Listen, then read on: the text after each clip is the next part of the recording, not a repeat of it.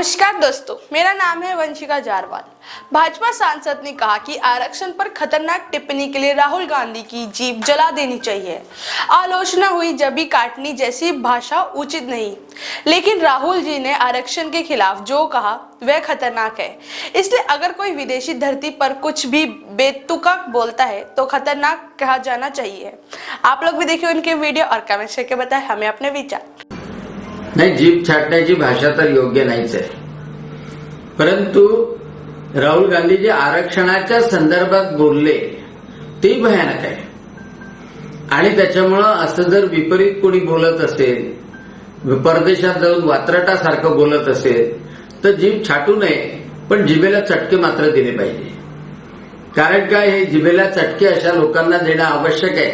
ते राहुल गांधी असो की तो ज्ञानेश महाराव असो की तो श्याम मानव असो की या भारतामधल्या बहुजन समाजाला, या भारतामधल्या बहुसंख्यांना जे दुखावतात, त्यांच्या भावना दुखावतात, त्या लोकांना कमीत कमी जाणीव तरी करून दिली पाहिजे आणि म्हणून जीभ छाटू नये, पण जिभेला चटके मात्र निश्चितच दिले पाहिजे।